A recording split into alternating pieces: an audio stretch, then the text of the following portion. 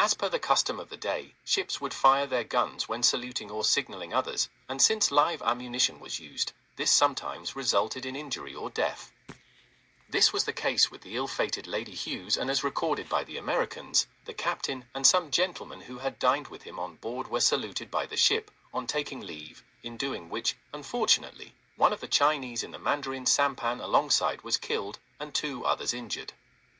The gunner had not intended any harm, but the Chinese authorities demanded he be turned over for Chinese justice. Fearing for the gunner's safety, the English refused and sparked a conflict which involved all the foreigners at Canton, including the Americans. The Chinese were adamant about the Lady Hughes gunner being turned over and ordered the head of the British East India Company in Canton, W.H. Pigou, to do so. Unfortunately, Pigou had no authority over the Lady Hughes, so after 2 days, the Chinese unexpectedly announced the affair finished and there would be no further trouble about it. As most of the foreigners attempted to return to business as usual, those who had experience in China knew something was up. With no experience in China, the Americans were ignorant of the Chinese and their ways. Taken by surprise by what happened next, Sam Shaw wrote in his journal, "Everyone thought the matter finished, till experience once more convinced them that there is no trusting the Chinese." Pankakoa, the head of the Kohong, sent for Mr. Smith, supercargo of the Lady Hughes, as if it were on business, to come to his house, where he was immediately seized by a guard and conveyed into the city.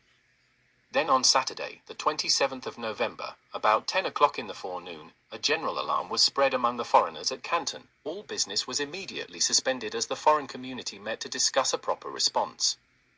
The Chinese then placed warships in the river, but it was judged expedient that a boat should be ordered from every ship, with an armed force, for the protection of the persons and the property of the respective nations. With this in mind, 2 boats slipped past the Chinese blockade and made their way down river to Whampoa, where they carried orders for all foreign ships to send military aid to the besieged foreign community at Canton. On the evening of November 27th, the first shots were fired as reinforcements broke through the Chinese blockade and landed men and weapons at the foreign sector of Canton. The peaceful, unarmed, foreign factories became armed forts as the Europeans prepared to defend themselves against the Chinese onslaught.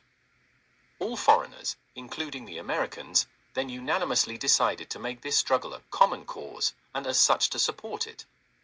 Learn more in the book First Effort, The Beginning of U.S.-China Relations. Buy it now in paperback on Amazon. It makes a great gift for anyone interested in American history.